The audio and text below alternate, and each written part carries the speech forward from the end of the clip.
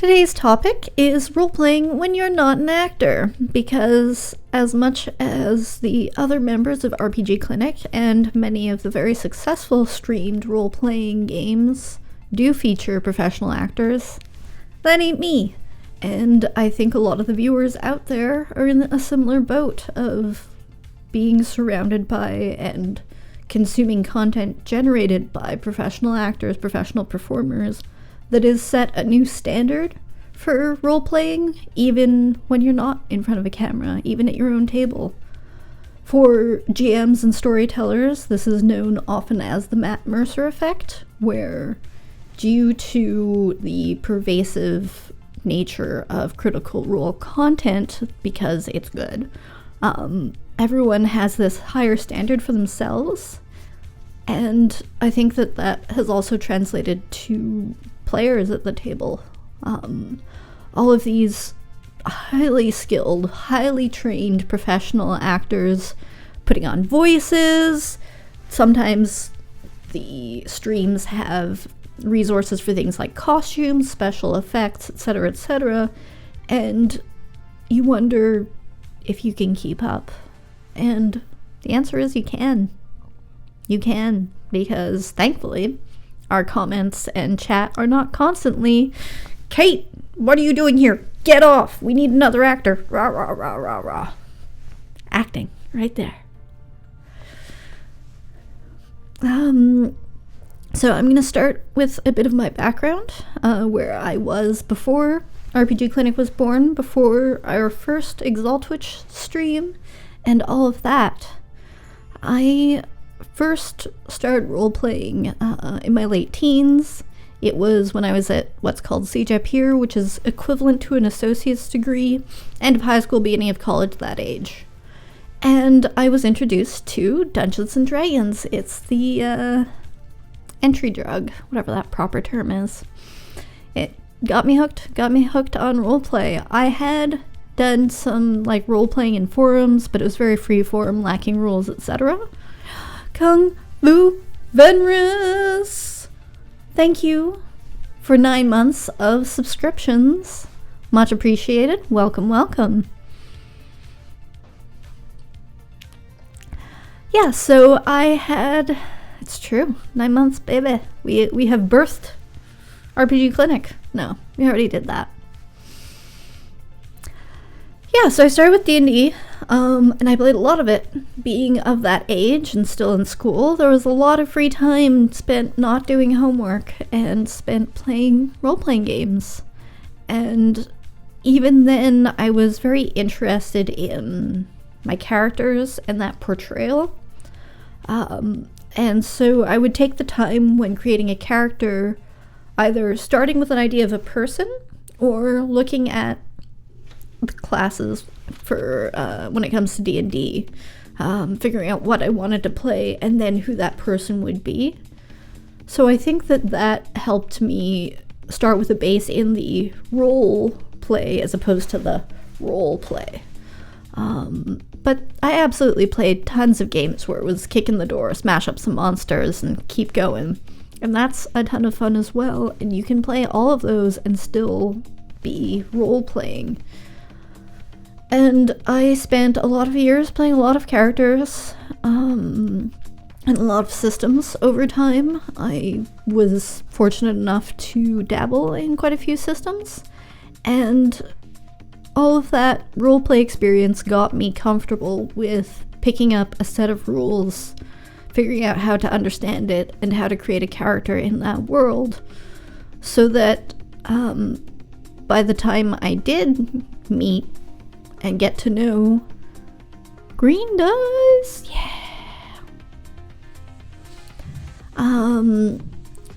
getting to know rules, getting to know how to connect all of the pick up some dice, throw some dice, resolve an action, and then keep playing.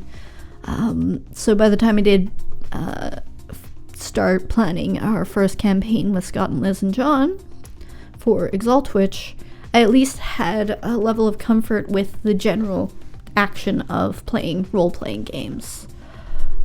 So for that, I was comfortable with that aspect of playing. But what I didn't have was the professional performance training. I did go to school for theater. I majored in theater. I took one mandatory performance class, and out of everyone, there was one person who had to change which monologue they had selected. That was me, and I had to do it twice. Let's just say it wasn't tip-top of that class. So no, as much as I have a theater degree, I am not a theater performer, I am not a professionally trained performer, but I do have the fortune of knowing a lot of actors. So I do, caveat emptor, or disclaimer, theater degree, but also disclaimer, not an actor. And so with Critical Role having come into existence a few months before we were able to gather the time and the resources necessary to start our first stream campaign, already there was this expectation starting to grow over who and what could be on a streamed role-playing game. Now, of course, anyone that has the technology and is willing to do it can go out there. There's a relatively low barrier to entry if you're interested. But what the majority consumes is content from professional performers, and that involves things like accents and other forms of very, very theatrical, very obvious acting. People will shed tears and get angry, and all of these things that lead common folk, non-actors, to have a bit of hesitance to say, well, I can't do an accent, so how am I supposed to play a character? You don't need an accent to play a character. And there are so many other aspects to playing a role and embodying a character that doesn't require you to be a Scott or a Liz or a John or a Matt Mercer or a Laura Bailey or all those other wonderful people out there that are absolutely fantastic. But yeah, you don't, please don't let all of those skilled people give you the impression that you can't join in and stand with them. I'm perpetually congested when I stream. I don't know. I start streaming, I start talking, and it happens. So apologies. It's a curse. It's absolutely a curse. So if you aren't doing accents, or if you want to do accents, you can. But so being in character, how to get into character when you don't have a list of things that you've learned at theater school to get into character. So let's start with accents. If you have studied accents, if you have heritage where, you maybe have parents that have a relatively present accent from where they're from, but you have more of a different accent, and so you can flip-flop between them. Sure, maybe, but please don't force yourself. If you don't have training, you run risk of damaging your throat, and, making yourself hoarse partway through a session. And also, you run the risk of having a very wandering accent if you aren't trained in it, which can get distracting while you're trying to have a really deep emotional moment, and you switch from, Irish to Scottish to, Middle European to, oh god, you've gone across the whole globe with your accent. It'll take others out of the moment and possibly take you out of the moment. There are also character voices, where you speak with a rasp, but again, that's something that's very difficult to maintain throughout 2, 3, 4, 6, 8, 12 hours, depending on how intense your gaming group is. And you'll notice that I haven't done character voices to any actual degree. There's sometimes a slight intonation, but it's never been that present. And same thing for most of our games, even from Scott and Liz. Brom was very deep and serious, and Sophia was soft-spoken, and Gail is extremely soft-spoken. But we haven't gone full accent, despite the fact that Scott and Liz are perfectly capable of doing so. They've done so for roles, and I know they do auditions and things. They can pull out certain accents easy peasy, but that isn't requisite. If you're capable, heck yeah, go for it. And that's a very clear sign of being in or out of character, but don't feel obligated to if it's not in your wheelhouse. There are so many ways to be a character without a character being an accent. And also, if you're putting your focus on, well, when I'm in character, I talk like this, you may be diverting mental resources from thinking about what your character would actually do in response to a thing, who they are as a person, that's how I approach characters, and that's how I approach playing a role, is figuring out who they are, what they stand for. There are systems like Exalted that have intimacies, which is fantastic because you're basically making a list of what are the most important things to my character. What would they kind of drop everything for to deal with? And the alignment system also will guide that in things like D&D, where, good versus evil, lawful versus neutral, or chaotic, or all of that. There are also merits and flaws, things that you're particularly outstanding at, things that you're particularly weak at. All of these help you get to know who your character is as a person. And there are lots of questionnaires out there that you can also answer if that helps you. But that, to me, is the tool. If you're concerned about that, if you care about role-playing, portraying a character, being that character, there are different types of players. Some people, are there to kick butt. Some people are there just to hang out with their friends. I'm definitely focused on the character and the story, and chances are, if you care about role-playing when you're not an actor, that you also are that type of player, that you care about being a person, portraying a person in a way that others can tell. So if you aren't using a voice, how can people tell when you're in character or out of character? There are a lot of facets. Some of the ones that I've done are things like posture. When I was playing Valeria, I would often sit up quite straight, sometimes miming holding a spear. As a Resta, I've noticed that I'm often crossing my arms and being pretty serious, or I'll sit, I'll be in her at ease sort of made up martial arts stance, since it's fantasy martial arts. So there's small signs that you can do to portray being in character without needing to hop in and out of a voice. It can be in and out of a posture. Again, you don't want to spend all time in character like this, and then after 3 hours you can't move your arm anymore. But there are little signals, and especially if it's your character has better posture than you, it's probably good for your posture. Because I slouch, and a lot of people slouch. Patches. See, Patches I actually wanted to try an accent for when I thought her up. She's supposed to be from south of London, not a posh accent, kind of a yeah, I can't do it. I tried. And I thought, and I do think that it would have helped me do the whole knocker, swearing every sentence sort of thing, throwing a bleeding this and a flipping that and what in the bloomin' hell, all of that. But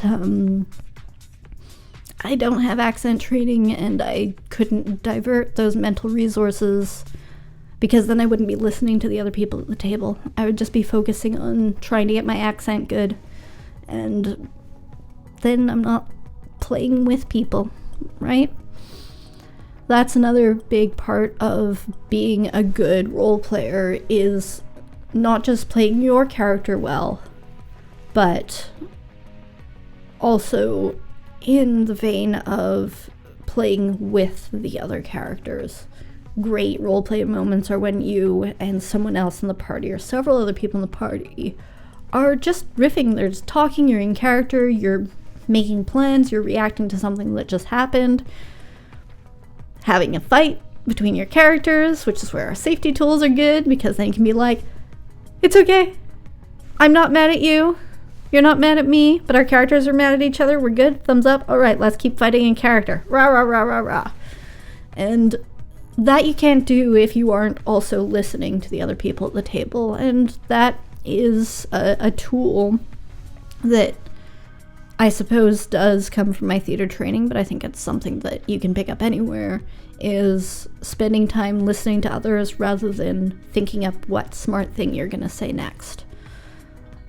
That's just a good tool for active listening, broadly speaking. It's definitely, though, something that was drilled in our various theater classes. So knowing who your character is and how they would respond is a tool, but so is being aware of what's going on with everyone else in your party so you can play together rather than sort of just a bunch of random people shouting forward rather than conversing. I had a few questions thrown out at me as well. Yeah, monologuing at each other. And just not connecting, because I think connecting, to me at least, is a really fun part of roleplay. And it doesn't mean that you always have to be best friends, and it doesn't mean that you always have to be fighting either. Because if your characters don't ever get along and hate each other, then there's no point in you traveling together. So it's finding those negotiations between yourself and the other people at the table. Yeah. If there are any questions at this time, feel free to throw them out, but otherwise, I'm going to keep monologuing. Because I've got some of the questions that were thrown out in the Discord, and I'm trying to sort of work them all in, rather than just throwing up question, answer, question, answer. But if you've got a question, I'll try to answer. All of this also applies to GMs for what it's worth. If you can't do accents, it doesn't mean you can't play 70 NPCs, right? I've worked, every GM that wasn't John is not an actor, and very few of them did anything even approaching an accent. It was always, they would talk a little higher if they were playing a more feminine character, and maybe they'd talk really gruff. It was a big, strong, manly man. But beyond that, you can, instead of trying to come up with a unique voice for every character, you can say, okay, well, Patches says this, and, Brahm says that. You can find ways of just do it like a book, right?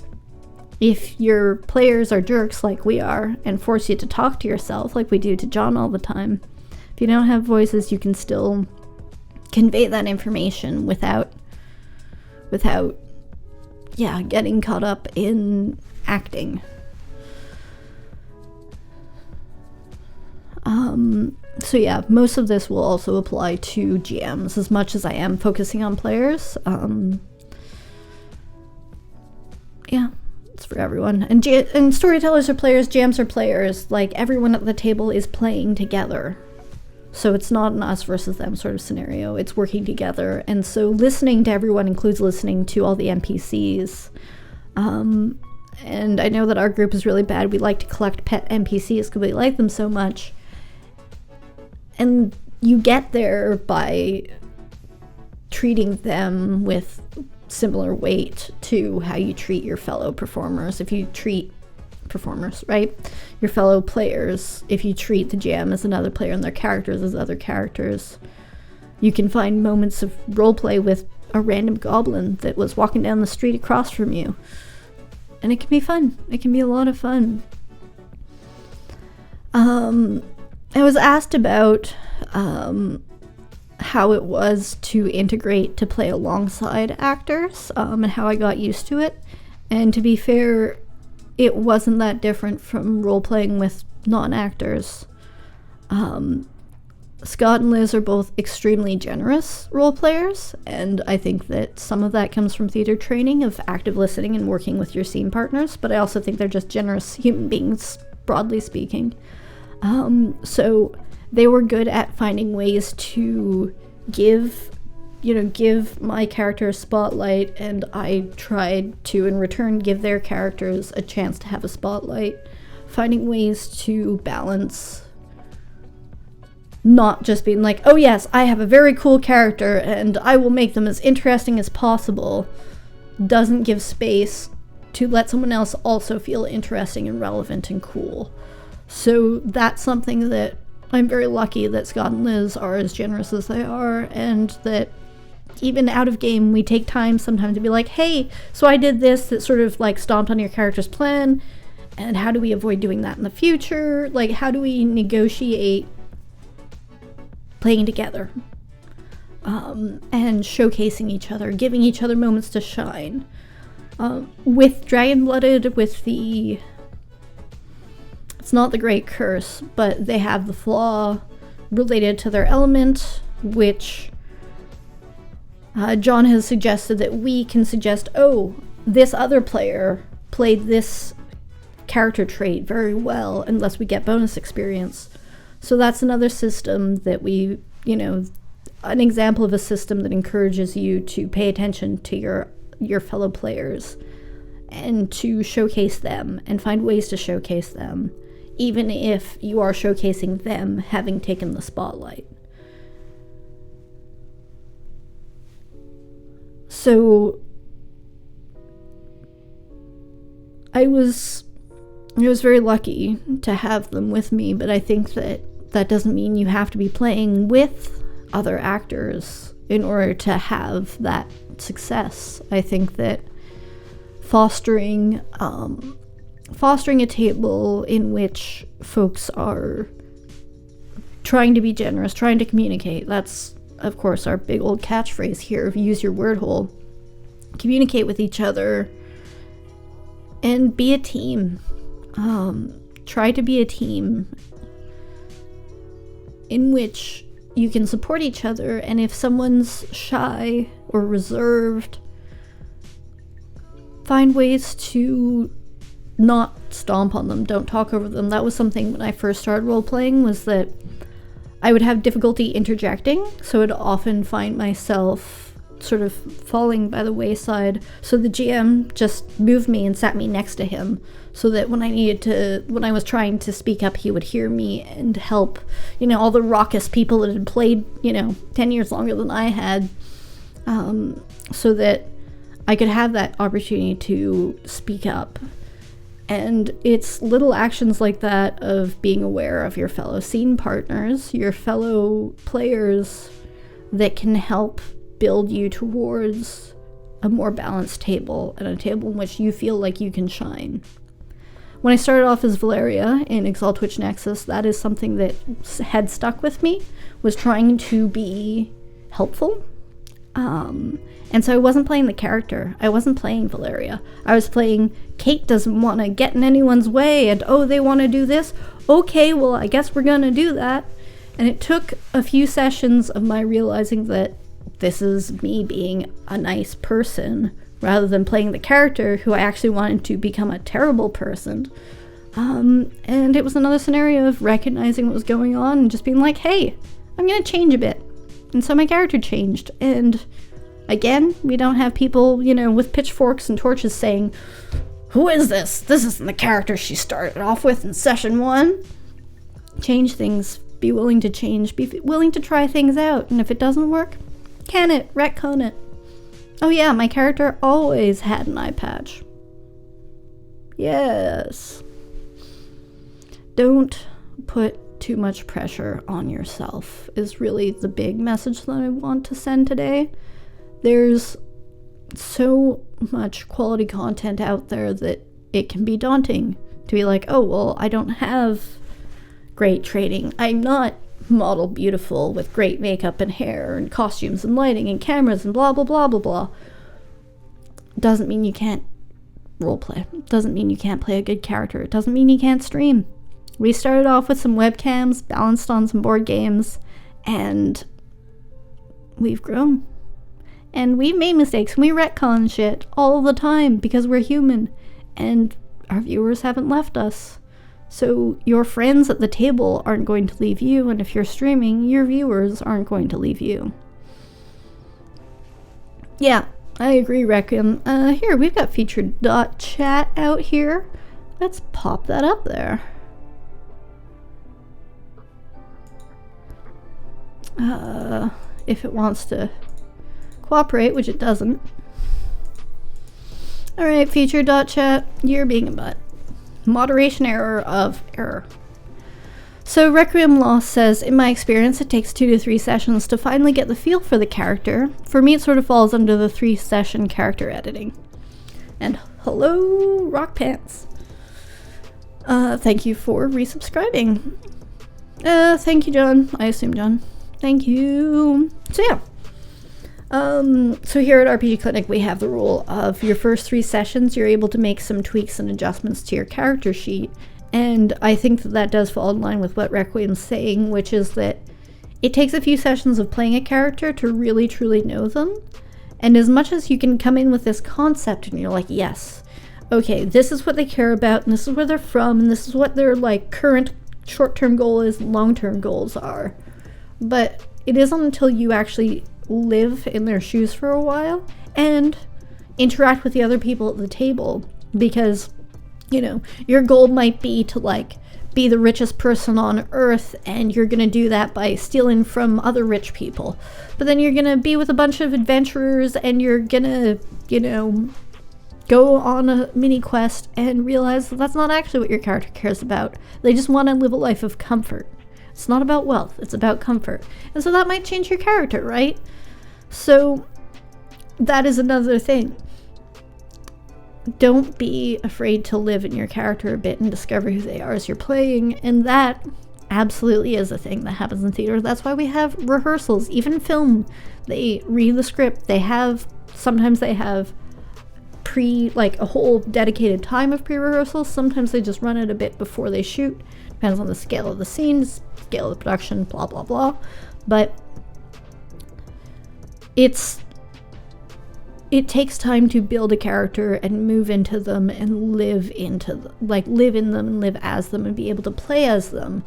So it's okay if you realize after a session, or even after 10 sessions, because I've been feeling that way a bit with Aresta, that I'm still not quite where I want her to be. I'm steering her that way, and I'm recognizing, okay, these are some things that I want to do as this character. What can I do to get closer to that? Is there anything in the way of that? And just think about it, right? Take notes. Just be like, oh, I got angry in this scene. I don't think my character would have, you know, like, angry at puppies, ? My character would not get angry at puppies, so why did I? And what caused that? And just, you know, that's okay. You can retcon the scene if it's really important to you and or your characters and for the other people at the table. I can just move on and do better next time. Yeah, people grow and change. Characters should have permission to do the same. Exactly, Osab. I mean, did my stream just crash? It looks like it. Or is it just my camera?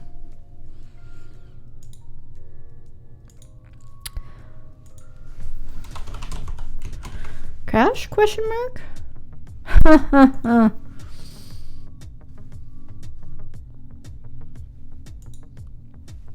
Hi, are we back? Because my hammer froze. Yes, Crash. Are we back? Because I see that I'm still streaming. If not, we're gonna try. I see reconnecting. Let's try a stop and start.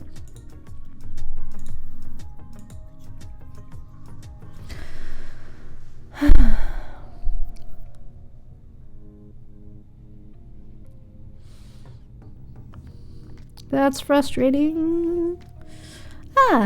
Anyway, hi recording. Sorry for the delay. It looks like we are actually back. I don't know. OBS just out of nowhere crapped out. I don't know. I saw my camera freeze. And I was like, that's weird. But it's good. Thanks, folks. Welcome back. Yeah, characters can change. It was what Osab had said, people can grow and change, characters should have permission to do the same. And that's the thing, as much as you may see these professional streamers who seem like they've got it all together from day one and they're so consistent, they're so good, part of that is from their intense amounts of training. They likely put time into it beforehand, which is something that I know we do. Specifically with our first stream, we ran, I think, three full practice sessions in addition to combat training and whatever, because it was a brand new, not even printed yet system.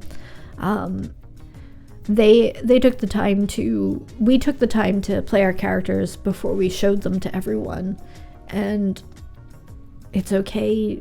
And now we, especially with COVID, where we haven't been able to get together, we have not necessarily played 3 sessions as our characters in advance, but we still take some time to talk and figure out what the other person's playing, more than, okay, we'll do my skills, counterbalance your skills, and are we like a strong party? But it's also about personality and taking that time to see, oh, well, I care about this and I hate this. If, the other person is the exact opposite, are you going to mesh? Can you adjust your characters a bit to work together? But also, once you start playing, you're going to learn more things. And every day, every session, you're going to learn something new about your character. So another thing John does, which is really cool, is asking us, what did you learn this session? Because there's always a lesson to be learned. It's not always about your character, but it's certainly something. So, don't beat yourself up over mistakes.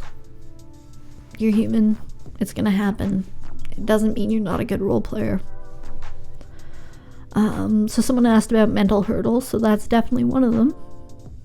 Learning things is hard. School bad. Math evil. No. So mental hurdles, that's definitely one of them. It's a lot of self-doubt, it's a lot of imposter syndrome, it's a lot of that self-talk that we all have, that we just need to say, fuck you, shut up. Because if you're willing to sit down with other people and try, then you're doing a good enough job. And if someone says, hey, you yelled at me in character, but I don't like being yelled at all, so please don't yell at me in the future. If you're willing to listen to that, acknowledge it, and improve and move forward, then you're good to go. I mean, the safety tools is a whole other subject that we're going to have an entire clinic on, likely soon. John is cool? Question mark? So I'm not going to go too deep into those tools, but ultimately being willing to, as long as you're willing to play, put in effort, and accept feedback and accept growth, then fuck those voices telling you can't. Another question that was submitted through the Discord was things I've picked up from watching actors. So I've already touched a bit on ways to be present with your fellow performers, and not spending time thinking about what you're going to say, like actually listening to them, and reacting, because a lot of acting is reacting. But when it comes to combat, if you wait until it's your turn to decide what you're doing, then you're being slow. You're slowing down the machine. So you can't entirely work in that method because it's a different world. It's not a play. It's not an improv show. It is, but it isn't. There are a lot of other things that you have to be juggling. I used to, when I was on my way to Scott and Liz's, when we were streaming at their place, I would often do some degree of vocal warm-ups before, walking up the street on my way to their place. And I haven't been doing that lately. It was sort of part of that ritual of, my travel there. And so that's dropped off a little, and I definitely think that it's something that can help you, even if you're not doing a character voice. If you're going to be talking for 4 hours, you want to have your voice ready for that. One of the hurdles Requiem had was stepping out of their shell. Eventually the GM here. I wish featured chat would cooperate. Is it gonna cooperate now that I refreshed? Yes. Boom. Awesome. Is it gonna go? Is it gonna go? Is it gonna go? Nope. Nope. Okay. Whatever. It's down there. So good enough. Eventually the GMST told the entire table, have an idea, just say it, even if you think it's stupid. Yeah. Right. Did I ever finish that about Val? I did. That I was initially being shy, and that I eventually learned, like, you know, after about 5 sessions, I recognized that I wanted to be someone else. And yeah, it's difficult. It's difficult, especially if you struggle with speaking up in a crowd as it is, and especially if you're dealing with systems like Zoom, where auto voice ducking makes it really hard to have a natural interjection. And that's something that I'm struggling with a lot right now with our stream games, is that we lose things from each other, and you try to talk a little and then you sort of have to push forward. It becomes a bit difficult, and so those are hurdles to contend with. And yeah, I guess that's a point that I didn't realize I was going to be repeating so often, but it's being aware of each other. And I think that it's actually extremely important. It's not about you being great at playing your character. It's also being great at paying attention to everyone else at the table so that they can play their characters as well. So yeah, if the GMST, like, if they told you, if you have an idea, just say it, like, go for it. And I think that's definitely a valid point, is to try things. Just try things. It's role play. It's a role-playing game. You're there to have fun. You're there to test things and see what sticks. And if you're able to communicate when something doesn't work for you, and again, we have safety tools for that, which very quickly are green, I'm okay with what's happening, even if it doesn't look like it. Yellow, heads up, I need to tell you something before we're good to continue. And red, stop, we need to check in, we need to talk about something before I'm comfortable to resume. These are tools that we have. They're in the other room for me. But these are tools that we have so that we can role play, we can push further, and you can try things that may stick or may not. And that allows us to be like, I'm gonna get mad at you. I'm gonna get really mad at you. And, you know, we are used to it because we're used to role-playing without these tools, but more and more, and especially thanks to chat checking in, we are remembering to raise the green card and say, like, yes, our characters are fighting, but we're still okay about this scene to continue. And yellow card, like, hey, I'm not feeling talking about ill parents right now, which is something that I've done recently. I'm an orphan. I make a lot of dumb jokes at the expense of, you know, I'm Batman, my parents are dead, ha ha ha. But then sometimes I'm cool with that, and sometimes I'm just not feeling it, right? And that's consent. And having not just the tools are important, but also being able, fostering an environment where you can have those conversations and where it's okay for people to not be okay is actually really important if you want to roleplay deeply. You know, if your idea of fun, again, is just throwing some dice and kicking in some doors, and you don't get too deep into thinking about the repercussions or anything, that's completely fine. But if you're looking to get deep into a character, deep into a portrayals, to a point where you might actually feel angry, might actually feel sad, it's important to know that you're with people that you can trust to be that vulnerable with.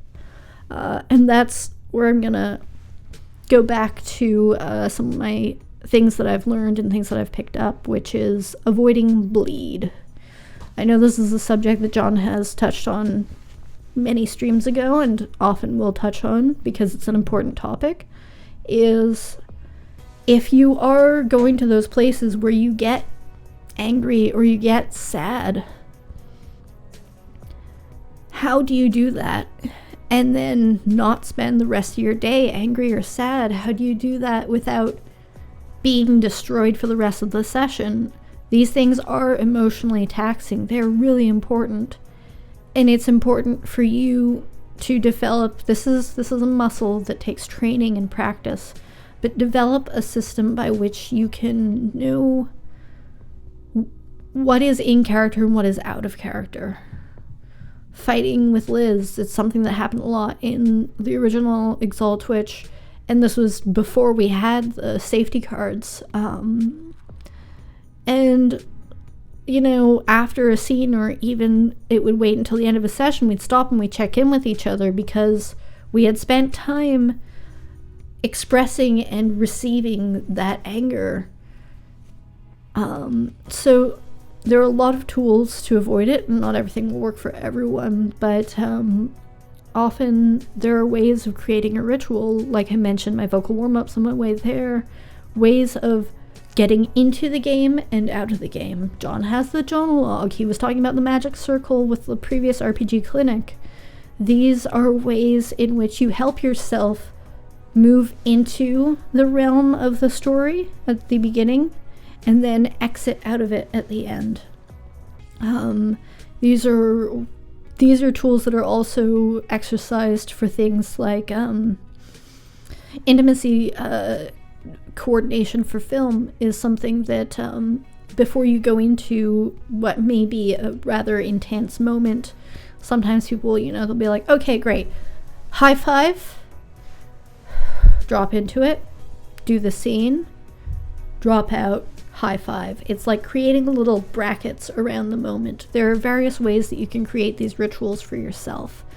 And it doesn't have to be as big and obvious as high-fiving someone before and after you play the game, but maybe that's what you need. Maybe it's not as dramatic as starting the stream and stopping the stream if you're not broadcasting it.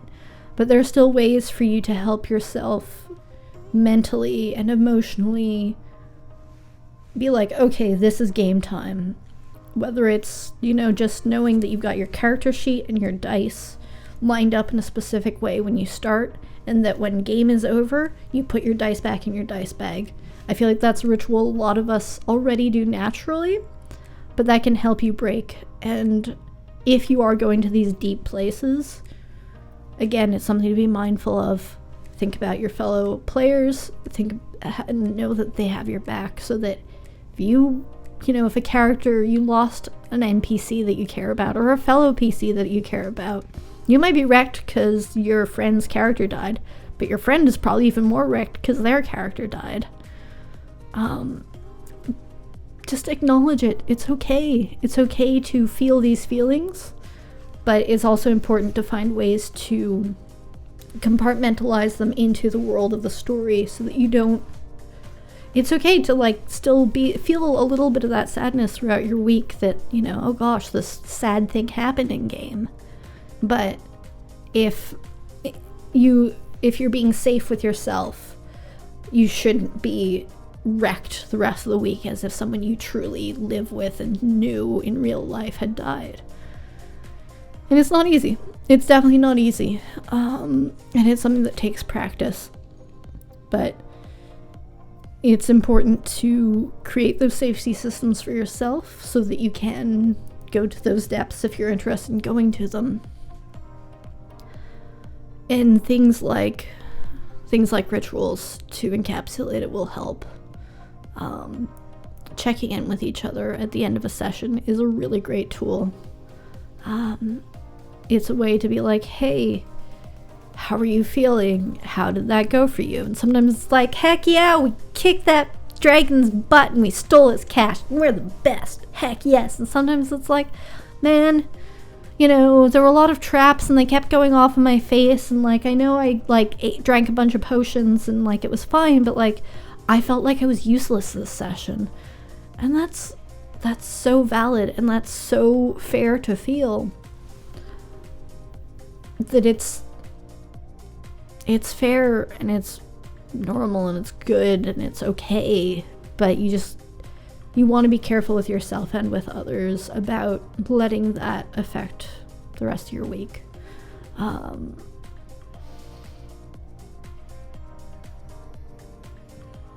Yeah, exactly. You do hard scenes, and it's good to make sure that everyone is on the same page after a session. It's what's known as aftercare, which, tee-hee, but actually, if you are putting yourself and or others at a place of vulnerability, it's really important to, after the fact, be like, okay, we had this really intense moment. How are we all feeling after this? How can we bring ourselves to a safer place before we leave? And of course, we have lives, right? You might be like, that was hard, but I also need to catch my bus because I've got to be up at stupid o'clock tomorrow morning. So finding ways that you can personally, but also as a group, break that, check in with each other, heal in small ways or big ways. It's an important tool. It's an important tool that is something that's developed by professional actors, and it allows them to cry on command and all these other things. And, some of them it is, thinking about a sad thing happening, and some of them it's just like they think about their tear ducts and they look in the eye and they look up and they make a sad face and they make the muscles do the muscle thing. As role players, chances are if tears are coming, it's because you're feeling them. And that's okay. That is okay. And you don't have to go those depths. You can be like, my character is sobbing and distraught, and not feel it. That is also 100% okay, and it's probably safer. It's definitely safer, I guess. No, I don't like speaking in absolutes. But, I'm not a crying command type of person. When I was crying, it was because I was feeling those moments. I've never pulled a tear for the sake of the audience. That's me. I could, if I was really thinking about it and be like, okay, I have to cry now, I could probably make it happen, but I haven't done that within the games. And I feel like there's a level of awareness that some performers and some non-performers, but individuals who do things like roleplay or whatever are capable of doing, to be like, oh, it would be good if I was crying now. Okay, let's start crying while they're still talking and role-playing and doing their thing, and they've got all these other motors running at the same time. And that's not me. I'm very good at multitasking, but not in those kinds of ways. So yeah, I've cried in character. We've had some characters that we cared about get seriously injured. We've had bad things happen to ourselves, to our characters, to characters we cared about. Difficult situation. We've gotten into disagreements or fights, even if they aren't combat or yelling, but points where we are so emotionally raw that we cry. And that, to me, that has come from being willing to go there with my character, being willing to drop in and be like, okay, I am Patches, I am in the Spark, I am talking to Zister, and I have just betrayed his trust. Holy shit. I just betrayed the trust of someone that I care about a lot, someone that cares about me despite the fact that he's a grumpy old crank. I know that he cares, and so how do you and just allowing myself to fall into that and believe it and buy into it. Yeah, I'm just me, and John's playing 17 characters, and neither of us are powder face with swirls and pointy ears and goblins and can do magic. We ain't any of that. But allowing yourself to make believe like you did when you were a kid.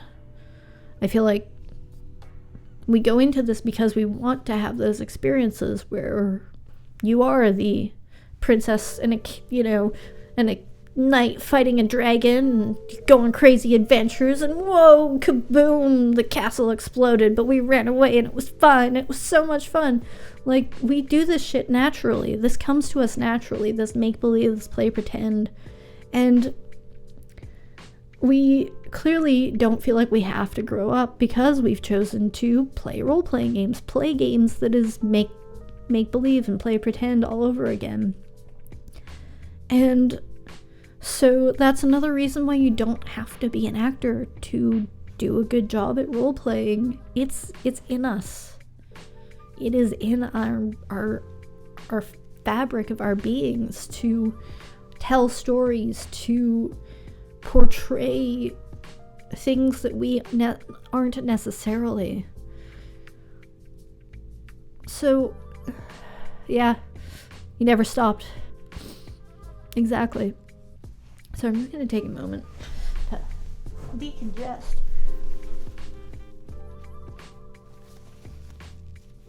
And hydrate.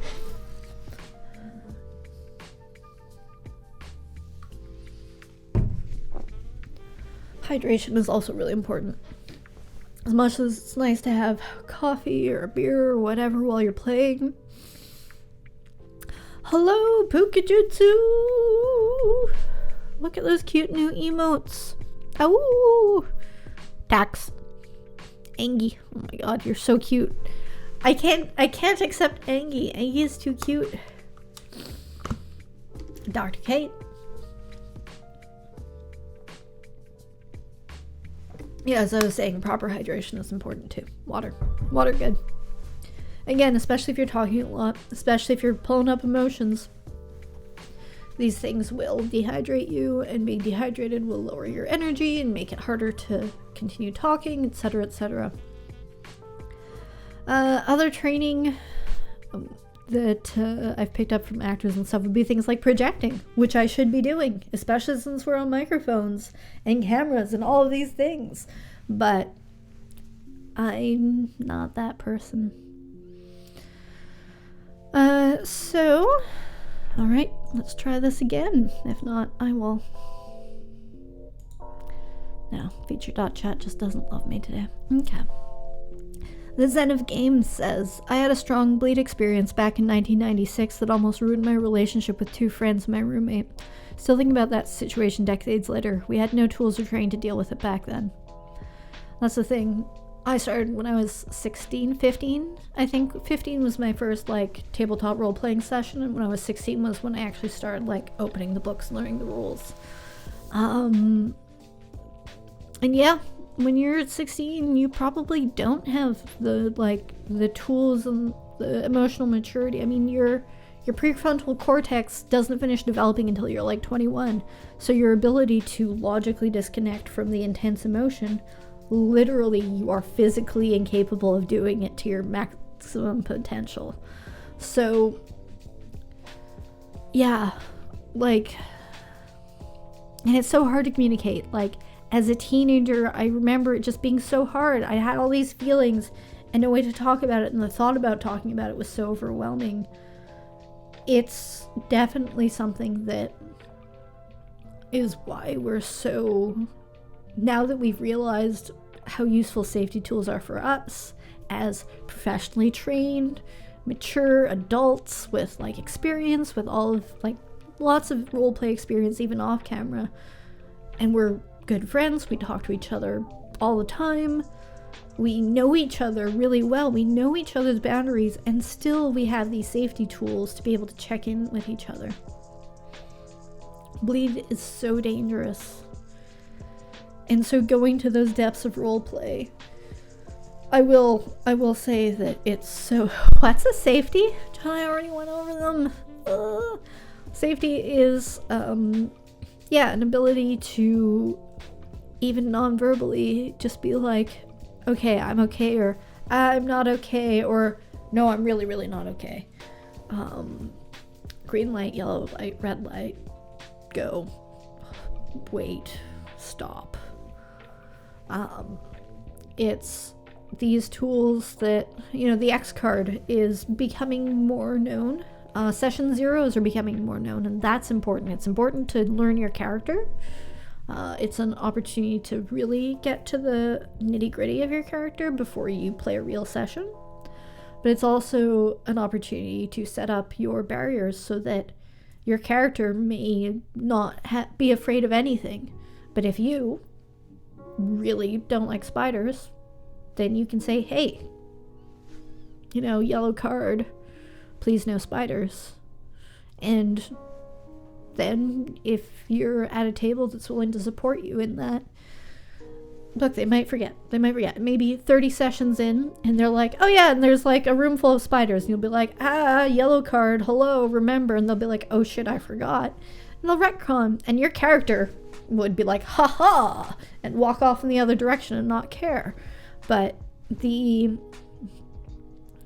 safety tools are important for that, so that you at least aren't putting your rawest parts of your person, hopefully, don't get exposed, don't get scratched at. So that, yeah, with a session zero, with a pre-campaign checklist of safety tools, these allow you to, at the very least, make sure that the things that are painful for you aren't brought up within the context of a role-playing game, even if you go to the heights and depths of role-playing difficult and painful scenes. The X card is a tool which you can either hold up or point to, or there are various iterations of it, but it's a way for you to say, this needs to be retconned. I'm not okay with this needs to be retconned. We found that we wanted something with a bit more nuance to it, which is why we developed the green, yellow, red system. But the idea of a tool that allows you to, out of character, say, hey, no, this needs to not happen, is very important. And there are some very unfortunate, very famous or infamous examples of that kind of consent not being respected in role-playing games. You've got to value your fellow players. You just do. Even if they aren't your best friends, even if you literally only ever talk to them in the context of this game, you're there to play a game with them. And if you can't trust them to have your back and you don't feel like you can have theirs, then you need to be cautious with how far you push and how far you allow them to push you. Role-playing acting is a vulnerable thing to do. Role-playing is a vulnerable thing to do. You're putting yourself out there, you're exposing yourself. And this is, in theaters we have things like respectful workplace policies and all of that, but there are also systems of warm-ups and getting into character and rehearsals, and especially when there's a particularly difficult scene, we find ways to frame the first rehearsals and many rehearsals for those scenes in a way that is as comfortable and safe for the performers, so that they don't deal with extreme bleed, so that they don't have to be like, oh yeah, right now we're gonna play the scene where you get murdered by your partner, and where you murder your partner. Like, we don't just jump in and be like, hey, yeah, fuck it, whatever, you're professional, go, sob your brains out. There are actors who do that. Look, there are method actors or actors that the way that they do these things is they go into, I've worked with one in particular who would go into an almost trance-like state where she was the character, and she would do amazing things and come up with amazing things, but it was only after she came out of the scene that you could talk to her about what happened and to try to give her direction to integrate for the next scene. And to me, that feels very dangerous. You're putting yourself and possibly the people around you at risk of not being able to stop if something's unsafe, not be able to re-guide the stream, the trajectory, so that instead of slamming you, it just like glides past you. So yeah, safety is extremely important if you want to roleplay, if you want to portray things that are difficult. Yeah, but yeah, we're planning like a dedicated stream on it, so I don't want to harp on it too much or turn this into a stream on that subject, because we will have a whole bunch of things coming out with that. But yeah, care about your fellow players and hope that they care about you. And if you don't feel safe, like, as much as it may be fun to kick in some doors and smash some monsters, you might be better off finding a group that you can feel safe with. Safety first. Safety first. If people have questions, comments completely unrelated to what I'm currently talking about, please feel free to throw them out. Otherwise, I'm going to keep going through the questions that were submitted on the Discord.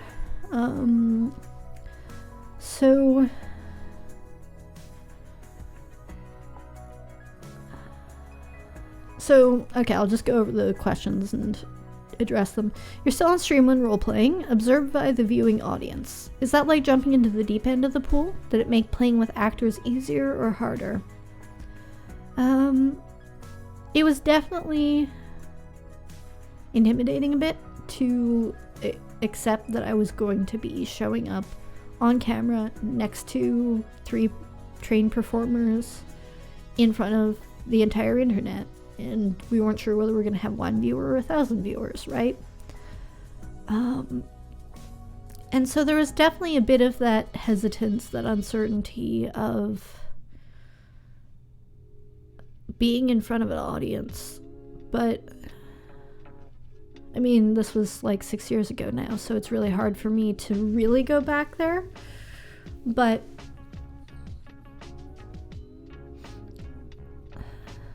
if anything, it being alongside actors just meant that I knew that if I was fumbling a bit with like, oh no, I missed my cue, they're used to dealing with it.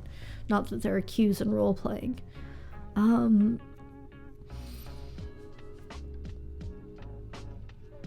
So I feel like I don't have a full answer to this question because it was so long ago. But role-playing for, okay, let's go with role-playing for a camera, role-playing for a stream, and not being an actor. People that would tune in to watch your content, they're either going to be interested in what you're doing or they're not. And, you know, you can try to have better tech, you can try to have a cooler character voice, you can try to do all of these things, but that isn't going to guarantee more viewers or people to like you more. People, in my experience with streaming, people are interested in seeing people who enjoy what they're doing. And so you should focus on, I did a whole stream on like the tech aspect of it, but as long as they can hear you clearly and know who it is that's talking, whether that's through cameras or through little indicators of Discord screens or whatever, then focus on having a good time. And people will stick around to go for the ride with you. Liz! In school we did a Shakespeare play and one of the actors missed their entrance. We had to make up Shakespeare. Missed cues are just not an issue after that, right? Oh! Juliet! When dost the mail carriage arrive in the morn? Yes. Yeah, I can imagine that that doing theater does make you more capable of dealing with when things go wrong. That's for sure. My job is to try to hide every mistake from the audience as much as the actors. They're up on stage, and if something, especially like a missed cue, happens, they're stuck improvising. There's also a lot of behind the scenes being like, oh, they jumped 3 pages. Okay, let's skip all of these sound effects. Let's keep going. Doot, doot, doot. So that's definitely training that's helped me with situations like when our tech goes wrong. Like it did in the middle of this stream where stop streaming. So if you are going to be role-playing on stream, It's super frustrating when your tech goes down, especially if it's completely out of your control. Twitch just craps out, your internet provider decides to be a butt, you have cats who decide to sit on the power button of your computer. These things happen, and that is a fact. And honestly, those like mistakes, Baboonski, thank you for the following. Yeah, those are some of the best moments, actually. It's really fun to see people encountering a problem and seeing their wheels turning and seeing them solve it. So, shit's gonna get wrong. That's live theater. That's live theater, baby. That is the nature of the beast. And so things will eventually go wrong. En point. I took a shower today. Take that, lockdown. Bam, bam. Month 13 and counting. Boom, boom, boom, boom. But, yeah, shit's gonna go wrong. Tech's gonna go awry. And it's... As I said, people are interested in seeing people have a good time, and it's totally okay to acknowledge, like, well, that sucks. I'm sorry that our internet crapped out and that we were gone for 10 minutes. Oh shit, half of our viewers left. That sucks. But if you spend the next half hour complaining, then you're going to be down to 2 viewers that are probably you and your bot. That's difficult. It's difficult, especially when you're new to it, especially when you feel like there's stakes and pressure on you to be like, oh, shit just happened. We dealt with it. Okay, we fixed it. We're back. Okay, where were we? It's difficult to do because there is that whole part of your brain that's like, why did that happen? How do I prevent it in the future?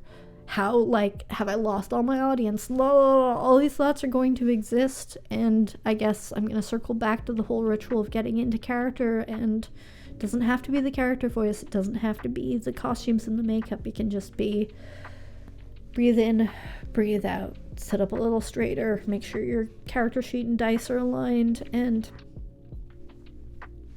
try, because again, it's not about being perfect. It's not. It's about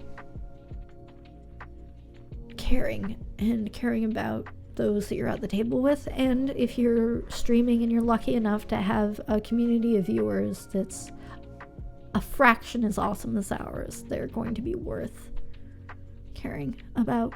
Be like, hey guys, so that just happened. We're going to try to pick up where we were, but it's probably not going to be exactly where we were.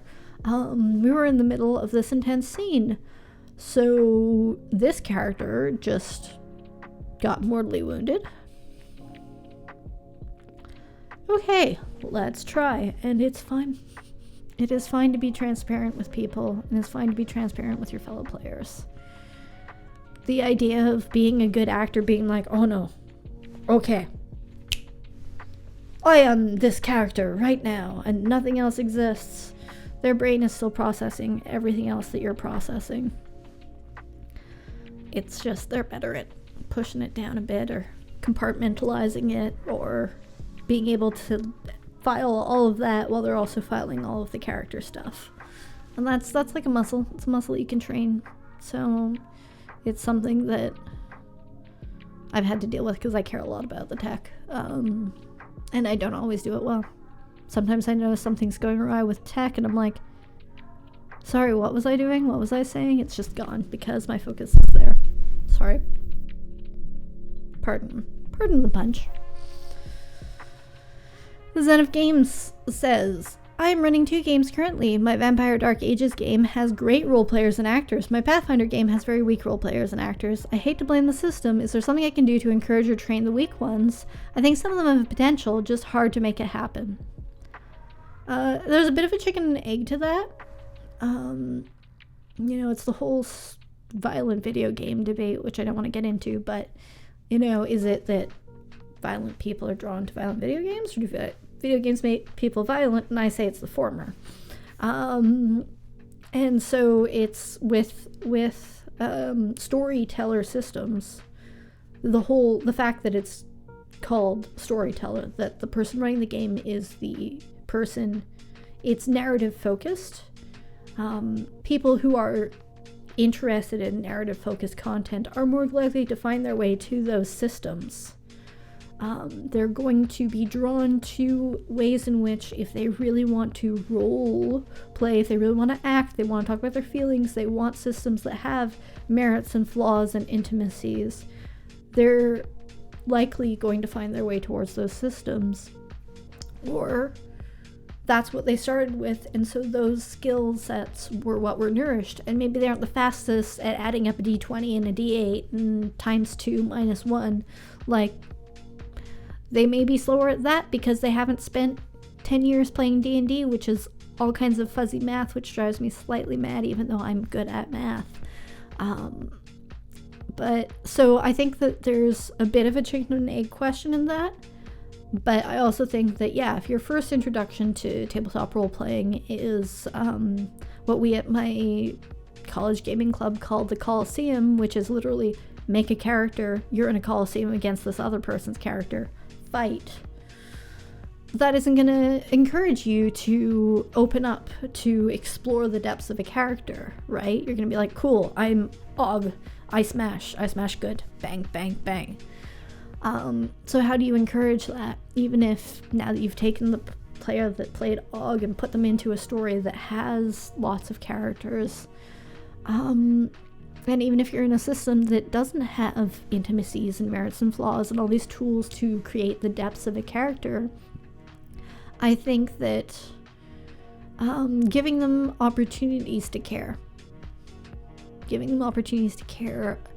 encouraging them find, and ask them out of game, like, or find ways to pull it out of the main game, but honestly, talk to them out of game. Be like, does your character have like a big goal or a big motivation, or is there something that they really hate or really love?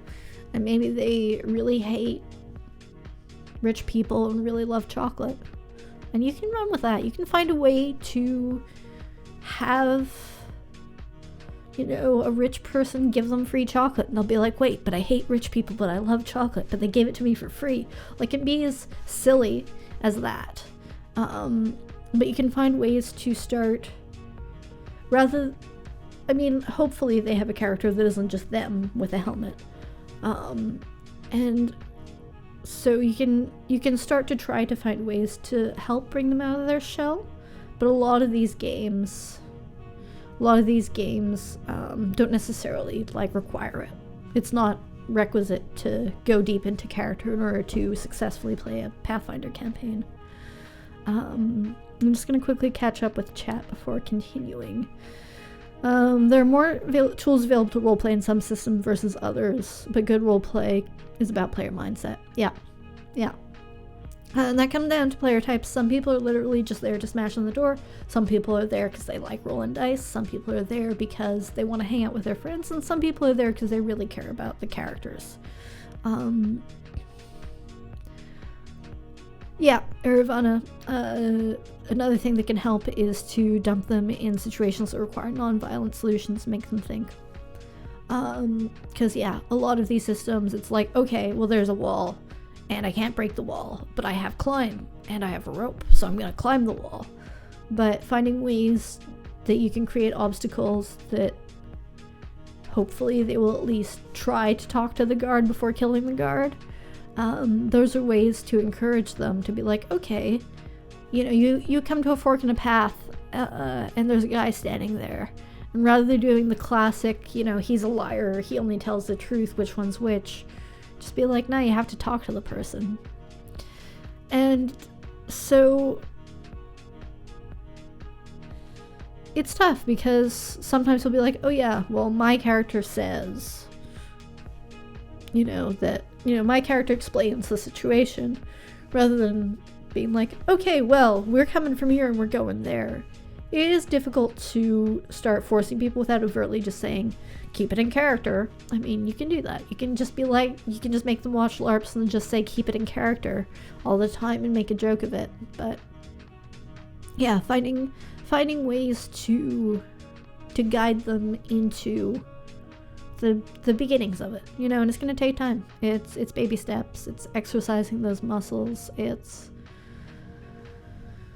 But I think, yeah, even though Pathfinder doesn't have intimacies or merits or flaws, and like there are all kinds of sizes and shapes of character questionnaires, and if you hand them 100 question character thing, they're very possibly just gonna be like, oh god, this is too much. Which is why I mentioned, like, just what do they really care about, what do they really hate. For Exalted, I think you only need like 4 intimacies to start or something, 4 or 6, and like Scott has 1,000 because he's intimacy captain, but 4, yeah. Yeah, it's just a way for you to start thinking about your character as a character rather than just a set of numbers and what weapon they hold and what spells they can cast. Yeah. I mean, it's difficult because we constantly flip in and out of character. We make stupid jokes. And I think that a lot of the fun of role-playing is hanging out with your friends and being clever. And sometimes there's such a good joke, even if your character would never make that joke. And that's a lot of fun. That is a lot of fun. And it can get difficult. It can get difficult to try to encourage people to shift back into character. And like, you don't want to feel like the tone police. You don't want to be like, oh, well, don't be out of character. Like that can suck, right? That can be unfun to be that person. It can be unfun to hear those things. But it is also important that if you're interested in getting through your session for the day and encouraging more role play and less like out of character jokes, then finding ways to reset the scene. John's good at it. I think we've all, especially with viewers, because we can't just hang out and make dumb jokes and get nowhere all session. It's that, okay, we've had the joke, we've all had a laugh, there's like 1 or 2 witty things. Okay, so I was in the middle of drawing my sword and getting into battle. Yeah, you were. Anyway, yeah, okay, so I'm rolling my dice now. And just, yeah, find ways. It's especially with new people that are new to roleplay, it's that gentle hand of finding ways to, like, herding kittens. You've got like 100 of them running around and you just want to like slowly corral them. What job description? I don't know what you're talking about, but yeah, gentle nudges, gentle pushes, but you don't want to be the fun police either, because then that's no fun for you. Yeah, what they want from a game, what they're willing to experiment, more out of session talk. I absolutely encourage out of session talk, and it doesn't mean you have to spend an entire session's worth of time talking. Maybe you do. Maybe you, if you haven't had a session 0, doing a session 15.5 or whatever number you're at might be helpful. Just be like, hey, so we've had some sessions, we've been, we've accomplished this and we're headed towards that, but I know some of you want to do some more role play. These are some things that seem to be hurdles. How do we break those down? How do we move forward? Whether that's just a quick conversation before or after a session one day, or whether that's a whole time, that's up to what people are feeling like. Because yeah, checking in is so important. Communication is so important, and don't rely on being able to solve it all in character in game, because that way lies madness. That way is like very intense character like exercises that performers don't tend to put themselves that deep. Like professionally trained performers will do exercises like that where they go that deep and they turn out the whole world and they become that character. But even they often will not spend more than a short little scene that deeply in there. So to expect yourself to be able to do that is dangerous for your own emotional health and for the emotional health of everyone out there. Hi, Sorrow's Tale. If you're new here, this is RPGClinic. We are a group of 4 that run role-playing games Sunday evenings and clinics on Thursdays. Often it is our storyteller, John Verrill, who runs these because he's the GM. He writes for games. He's been running games for like 20 years and stuff. But this week I'm talking about role-playing as a non-actor. Because the other 3 are professionally trained actors and I'm not. So that's sort of what we're talking about. I'm taking questions from chat about, tips and tricks for how to bring roleplay to the table, even if you don't have professional training. So this time every week we'll be doing Q&A about various topics relating to roleplaying.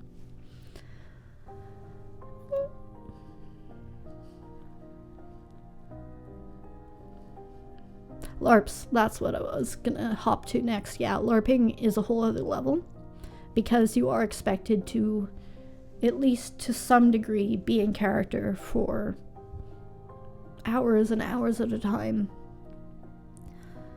And responsible LARP organizers should have safety tools in place, whether that is a system of like X cards or areas that are dedicated as in character or out of character. And if they're expecting to go to deep, dangerous places, like having people die or other terrible experiences, they should have, whether they're professionally trained people that are on site at the security desk or a similar designated space, or at least a hotline for a phone number for a group that they've contacted. If you're a professionally organized LARP, you need to treat it with respect. If you're like 2 friends and you're inviting 10 people over, it's a bit of a different scale, but I still encourage the use of safety tools, especially because you're asking someone to be in character all day long. Because you can't just hop in and out of character while you're like in the middle of medieval ye olden times and be like, whoops, gotta check my text messages. Like, that breaks people's immersions. And you're signing up, you're accepting that this is the level of immersion you're going into. But it doesn't mean you're signing up for emotional exhaustion. I know there are some LARPs that do things like in the middle of the night, you're still in character, you can get woken up. They'll come into your room, wake you up and be like, oh my god, there's a dragon attacking, and it's like 2 a.m. and you're just trying to get some goddamn sleep. You've possibly flown halfway across the world, you're in a different time zone, you're jet lagged, you've roleplayed all day, and now they're dragging you out of bed. Like, some people, that is the best thing in the world and they want that, but some people fucking don't. And so This isn't about being a player in a LARP, this is being a responsible organizer of a LARP. You need to let people opt in or out and not punish the people that need their goddamn sleep or that need to spend more time in out of character zones, because if you haven't exercised those muscles, if you haven't practiced stepping into and out of character, if you don't have practice avoiding bleed, you're going to be destroyed. And you're spending money and putting your time to have fun for a weekend or a day or an afternoon or whatever it is, you should not come out of that miserable. Right? There are definitely people that do want to be woken up at 2 a.m. because the dragon's attacking. Fuck yeah. But let them opt in and don't be like, oh, well, the baby players didn't want to be woken up, so, they don't get to hear the story about like the dragon's history, because even though we're telling it the next morning, they aren't cool enough. Like, miss me with that. Yeah. I mean, I have heard stories that they're like, oh yeah, by the way, I just stabbed you.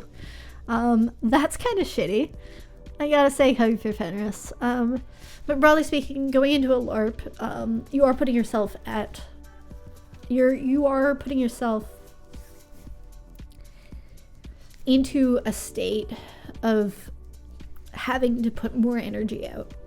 And so it's really important to know how to conserve that energy and how to make yourself safe and how to withdraw. Okay, red cards all around, like, no. Hello, Angie Pops, welcome.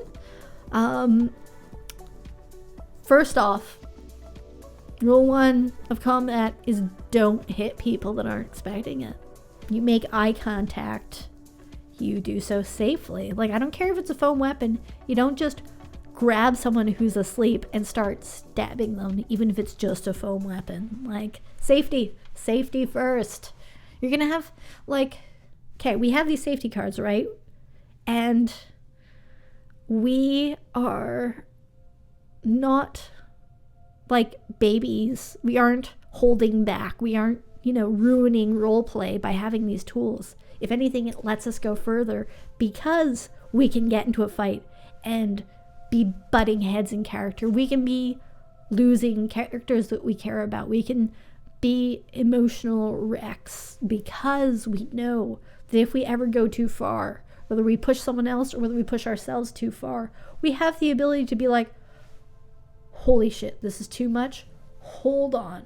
We need to pause. We need to get safe. That needs to be encouraged and accepted and enforced. And even if you're at a LARP that doesn't have any of those tools, and there's part of your brain saying like, oh, well, everyone else is still in character and they're not like breaking character to leave the scene, even though there's this awful thing happening in front of me and I don't want to look. Even though my character is super cool and a badass and would never look away, I need to. Fuck everyone else. Fuck immersion. Fuck your character. Keep yourself safe. Like, please. Please, please, please. Yeah. Safety tools as a fire extinguisher. Like, if all they have on site is a fire extinguisher, you're not in a safe environment.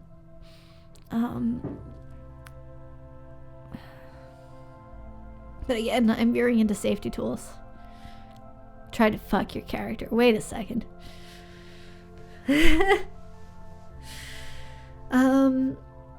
I feel like I keep diverting onto safety and communication and support, but those are the foundations. And those are foundations that are used by professional actors. It's not just, oh, well, since you are an actor, you need to be careful. You need to have safety tools, and you need to have, like, rituals to go in and out of character. It's like, no, these are things that professional actors do too. This is how they are able to portray these awful things. It's because they have practiced ways to get into these and safely get out of these moments. And so you need to create that support system and exercise those muscles as well.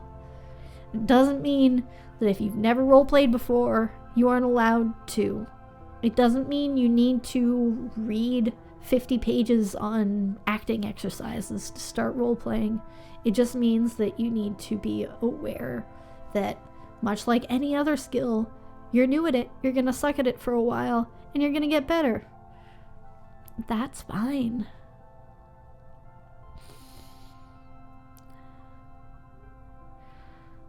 Yeah, you should use them because the pros found they need them, right? Like, if anything, the fact that actors do things like step into and out of scenes that are difficult, that they don't just scream nonstop for hours, that they are very cautious about their voices. Yes, okay, video games will give you a call. You spend 4 hours doing death screams, and that is like industry-wide known as a bad day, and you're getting paid really well so that you can't talk for the next 3 days. But like, the system is designed that way, and everyone knows that A, it's not good for your voice, and B, that at least it's being prepared for. So vocal warm-ups, practicing accents, going gently into scenes of difficulty before you go all the way into those difficult scenes. Those are all things that professionals do because they need to keep themselves safe so that they can keep doing it, because it's their bread and butter. If you go into the first day of rehearsal and you play out your death scene and you are wrecked and you don't do any more like even halfway decent acting for the rest of the day and the next day, you're going to have difficulty continuing because you can't keep yourself safe and you aren't delivering on your job.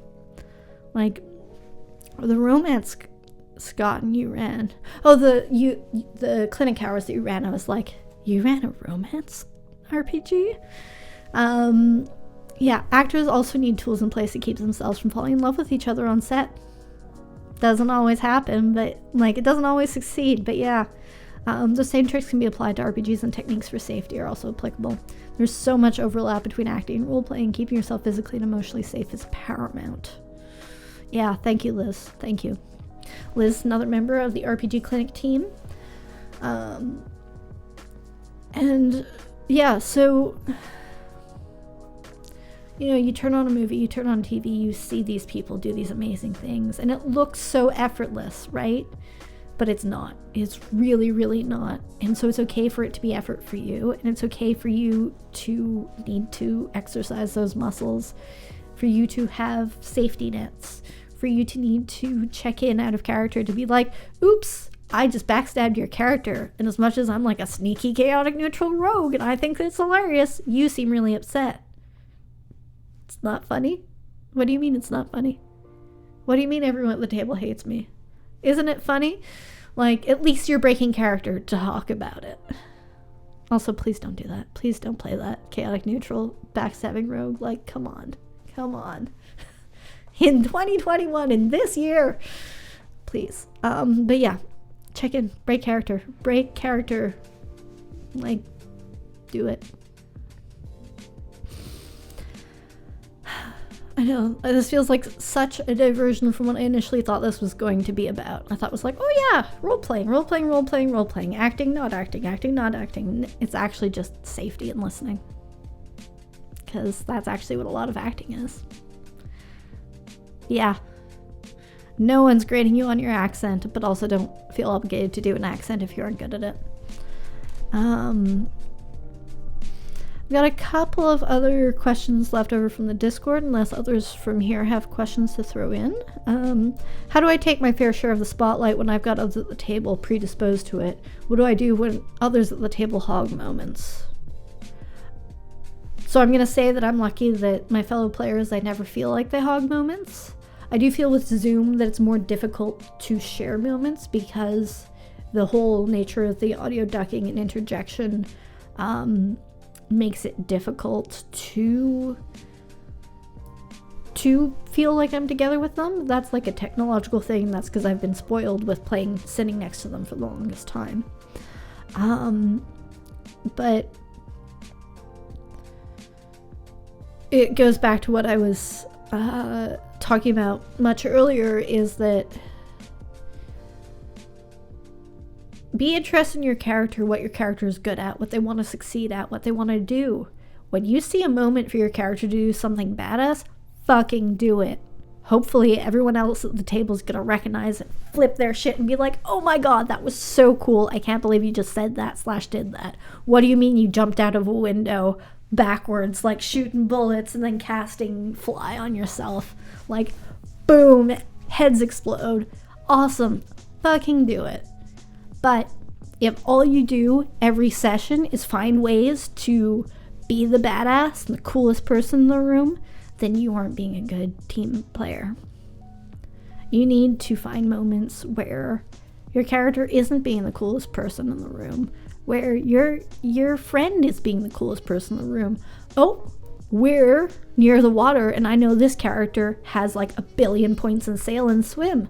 Okay, well, as much as I have like 2 dots in swim, like maybe I should be like, hey, Joe, are there any boats here that we could use? You want to talk to us about some boats? And then they can be like, sail. Yes. They can be like, yes. I mean, I don't know anything about boats, but wow, that's a lot of successes. I'm sure, GM, that I say a lot of cool shit, and the GM can be like, ah yes, flipping frantically to the page with the books, you find a schooner.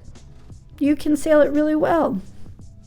And as much as, no, maybe no one at the table can talk cool badass shit about boats, they might be able to fucking captain you across the sea to wherever the fuck you need to get to without having to travel all the way around the ocean. You know, they may be able to showcase themselves in a way that they can succeed and be helpful and feel like they contributed. Every session, you may not have a trap to detect and disassemble every session for your rogue. You may not have a big ass monster to be slain by the fighter. You may not have a situation where your bard can sing an inspiring song every session. That may not happen, but it doesn't mean you can't find moments to encourage your fellow players to have moments where they can do those things. And sometimes that can be done in character, and sometimes you realize you're like, hey, you're great at this. You know, Barty should probably, and they'll often be like, oh shit, thank you, yes, my character is fantastic at this. Finding ways to encourage each other to shine is also a way for yourself to shine, and sharing the spotlight is just so cool, because then you can be a team of heroes rather than like Mr. Hero and company. So yeah, no, like, share the spotlight. If you want to get the spotlight, start by sharing it and encouraging others to step into it, would be my thing. For what it's worth, going back to something Liz said a couple minutes ago, for what it's worth, most actors are just trying to make it look effortless, and it's exhausting. Plus, then they beat themselves up if, dang, I could have played that scene better. Oh, why couldn't I improv better here? Why didn't I think of the right words? Why couldn't I cry? They're all just overthinking everything, and that's the thing. Like, actors are human, and as much as they have the training and the practice for it, doesn't mean that they don't have that self-doubt voice going either. Yeah, it's like, oh, well, this other person on set was able to cry for their cry scene, but I wasn't able to. I had to use a cry stick. Like, oh no. Like, fuck. You know, maybe they had a perfect night's sleep and a great breakfast, and you didn't. Like, it could be as simple as that. It has nothing to do with whether or not you're a good person or a good actor or a good role player. Or maybe it was the opposite. They hadn't eaten or slept, so they were exhausted and ready, almost at tears anyway. Like, don't do that to yourself. Take care of yourself. John, you should just play Cog forever, and then no one will know whether or not your voice is cracked at the right time or the wrong time. Other questions? Yeah, play Cog forever. Sorry, I'm feeling congested again. I'm talking about crying and I just get congested.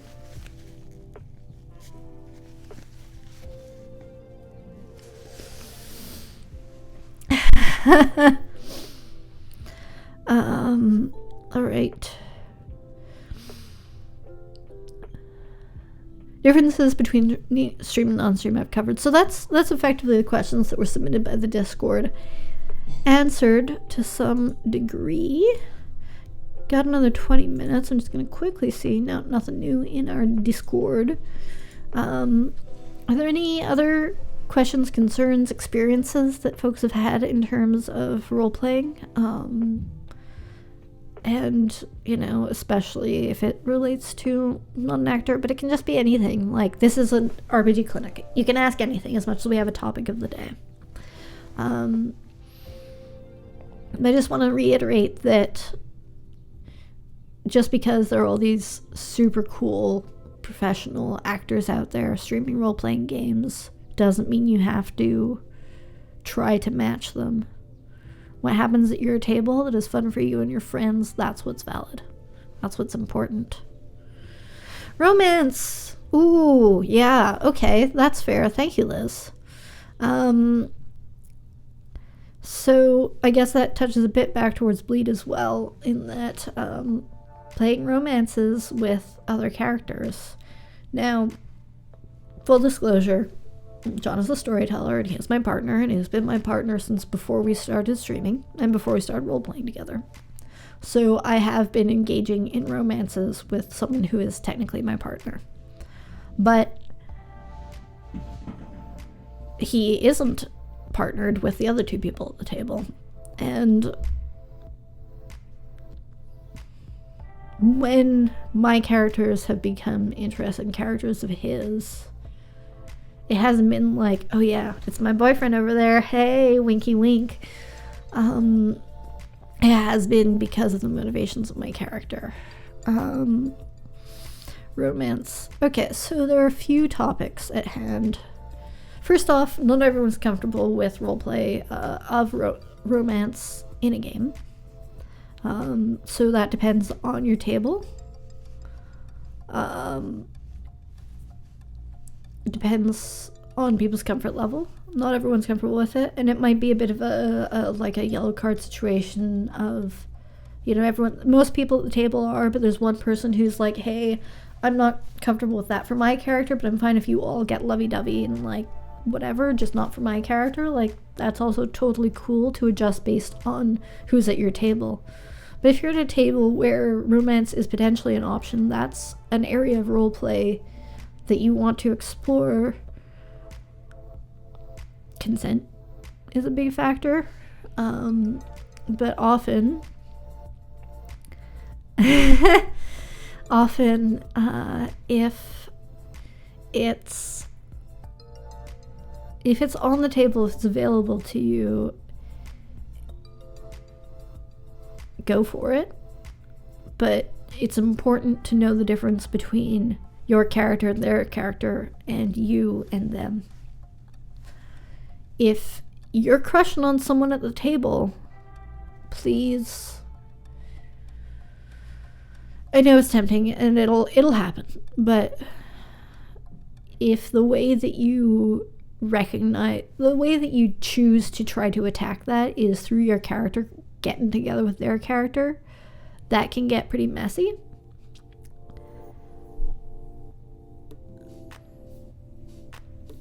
Sorry, chat. Yeah.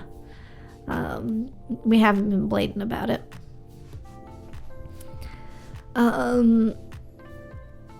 But yeah, it's recognizing and understanding and respecting the difference between in character and out of character. Role-playing a relationship with another player at the table, even if maybe you aren't interested in them based on your sexuality. Maybe you're married and happily married, or they're married and happily married, or partnered or single and you're both single and you just ain't interested in ever getting any of that within any of yours. That's fine. But if you recognize that there's a potential for your character to be interested in this other character, it's definitely a scenario where if you're uncertain, it's great to talk out of character, to be like, hey, so I feel like my character might be a bit interested in yours romantically. How would you feel about that? Would you be comfortable pursuing that? I'm so sorry about this congestion that's building up, that's making it hard for me to say my words.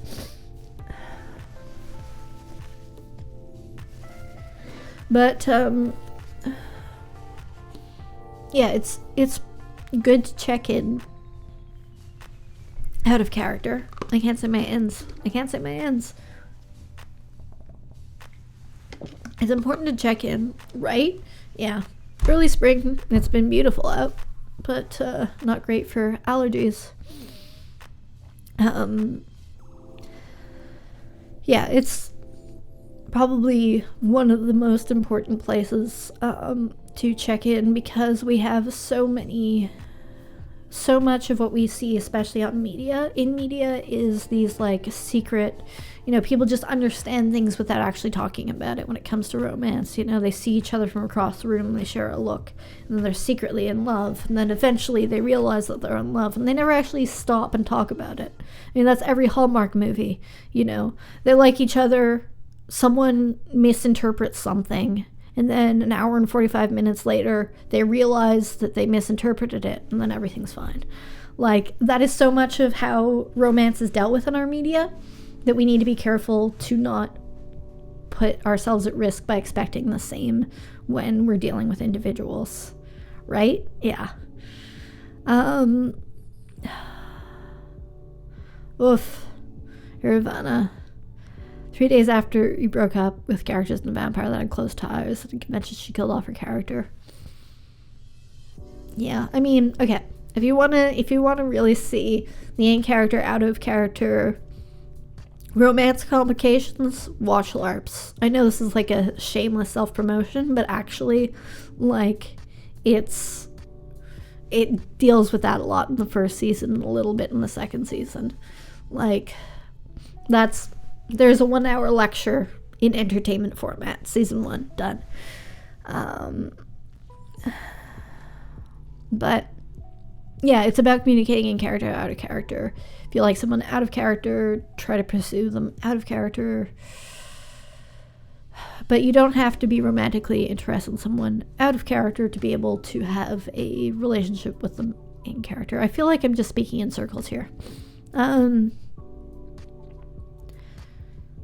yeah, you don't have to feel like you're in love with the other person in order to portray a romance.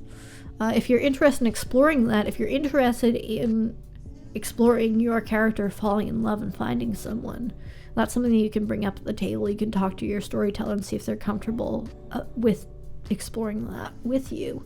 If there's another player at the table, if they're comfortable with that. But you also have to be aware of the other people at the table. Just because you and another person are super into this like romantic, deep scene, at some point, then you're making it about just the two of you. And it's that whole sharing the spotlight situation.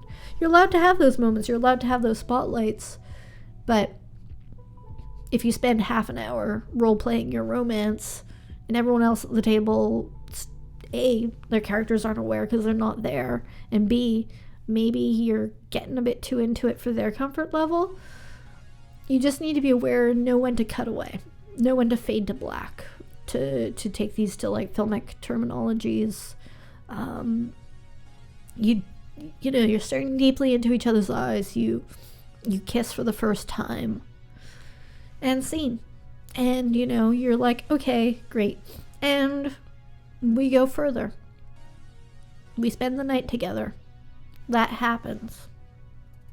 Next morning, or meanwhile, in the other half of the manse, in the other tent next door, yeah,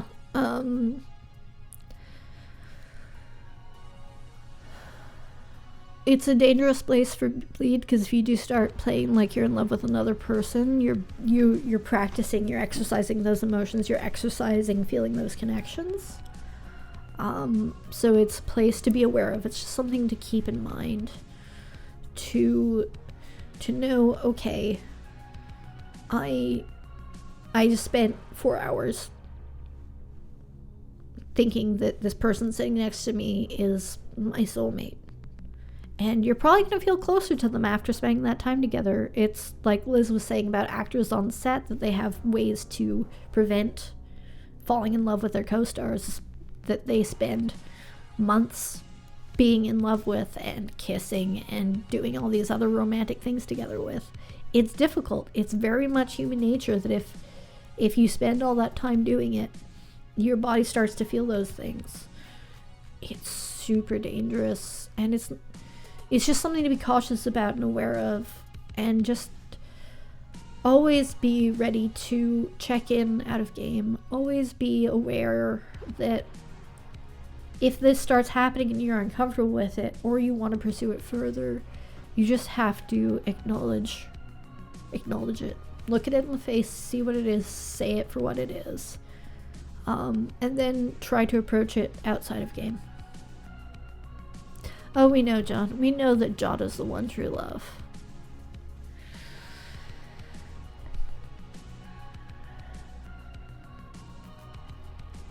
Yeah, as Erevan said, if you spend 3 hours in another room role-playing while the others are sitting around twiddling their thumbs.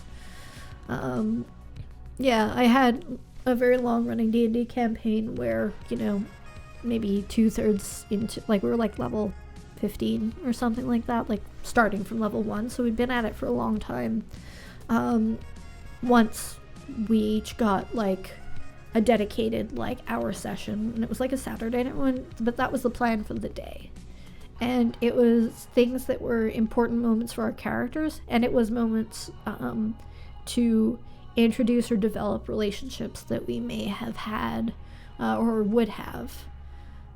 If you do that occasionally and you know that's what's going on and you spotlight it, that's okay, but you don't want to take everyone else's time at the table away just because you want to make out with the other person. That's not what they signed up for. If you want to make out with that person, they want to make out with you, you should just go on a fucking date and go make out. Don't waste everyone's time, and don't have your make out time ruined by having to pretend to want to play D&D or whatever tabletop game you're at. Like, also, if that's what you're into, go do it. But do it on its own time.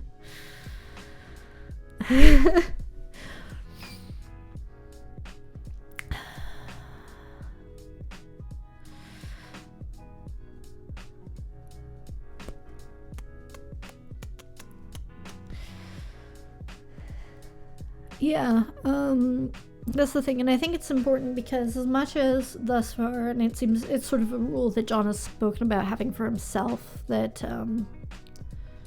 he prefers to not have players romancing players because it can turn into the two of them just wanting to play their romance scenes all the time while the other people at the table have nothing to do. That's the thing, is that we didn't want to be like, oh yeah, well, John and I are dating, so, you know, obvi, our characters are going to be all lovey-dovey, which is always the case. And it hasn't stopped him from being romantically and sexually involved in character with the other people at the table. Yeah, exactly. Especially with third players, there'd be a third wheel, but still. Now John gets it all to himself. But that's the thing. Like, it's something that, you know, as we approached it, we talked about it and we dealt with it. I know that John had played with Scott and Liz before, so I assume that they sort of knew where their comfort levels were with that. But, you know, Ray and Ember being a couple from early on, I was okay with that. Not everyone is. Not everyone is okay. Even if you're playing a game with a partner at the table, and you aren't planning to only be romantically involved with your partner, it's something that you need to talk about. And you might be like, oh yeah, I'm totally fine, like, you know, being in character, making out with everyone else at the table. But if your partner isn't, that's a conversation you need to have. And it's an important one. Because, yeah, like, that's about consent. It's about communication. It's about making sure that everyone at the table is having as good a time as you can hope. Yeah, he fades to black. You know, our characters bang. Our characters are sexually active, but we don't really go into it. And, I mean, some of that's like Twitch terms of service and like trying to be, you know, as much as we are not for children, we're also not trying to be like super 18 plus, super ultra mature times. Yes, appearance athletics.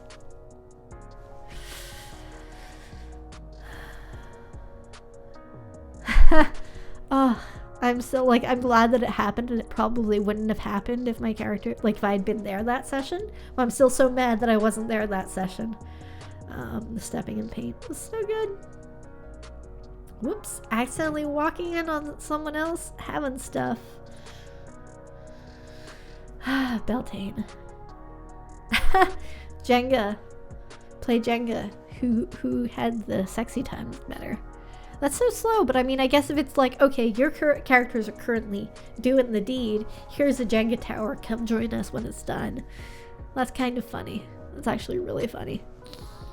And then it makes me think of Starcrossed, which is a forbidden romance game built on playing Jenga. But, yeah. Yeah. Yes. Oh yes, Liz. Or at least that's how I would interpret it. It means you fell out of bed. That's what happens when the Jenga tower collapses.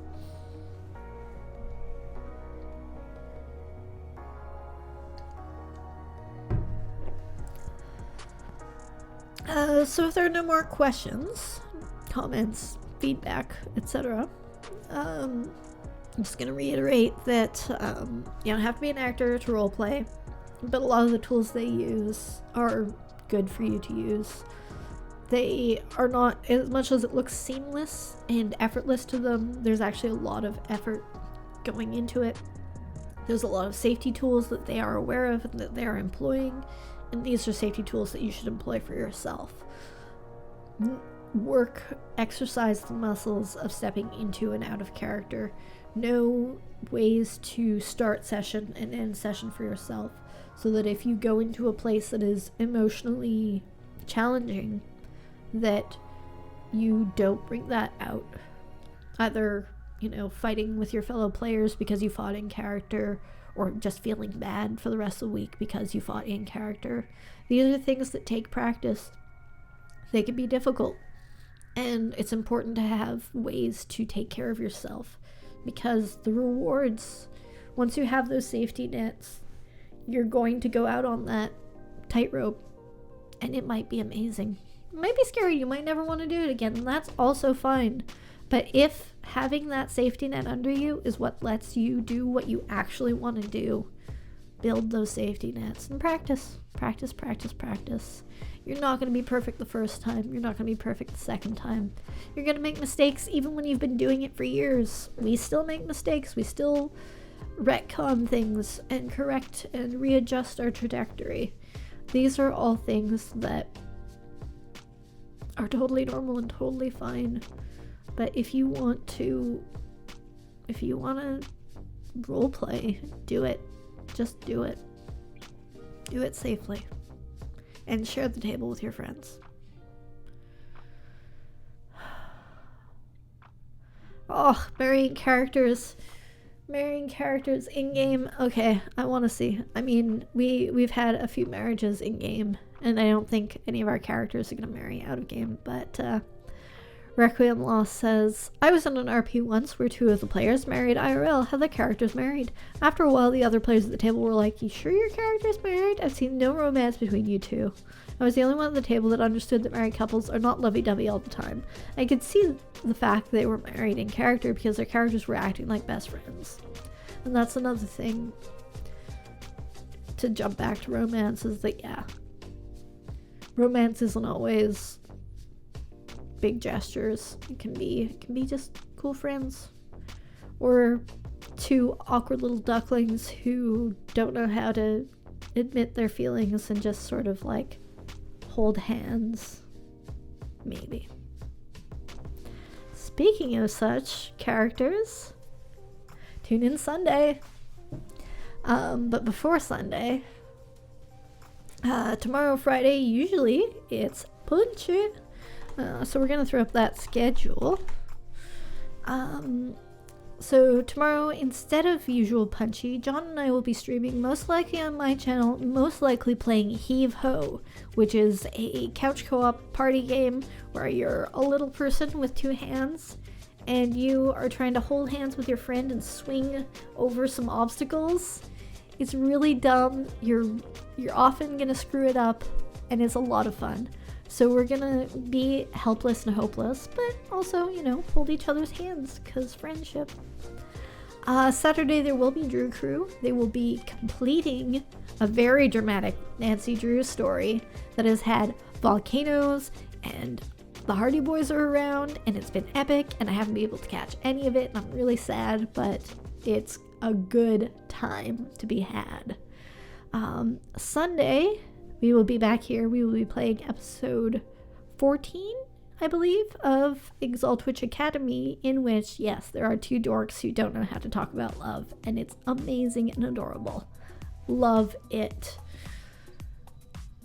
Tuesday, Scott intends to get back to streaming, picking up with a new game over on Method Madness on his channel.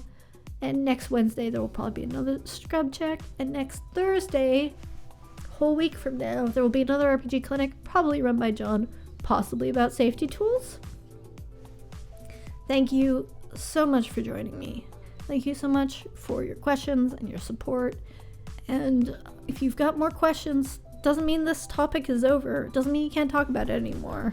Hop into our Discord. Most of y'all are there already, but we've got a couple of new faces. If you want to join us, please do, because we are happy to talk games. We've got individual stream channels, and we've got places for crunch. If you really just want to talk rules, we've got a channel for that too. So thank you for joining us, and as we say, up and to the right. Catch y'all later.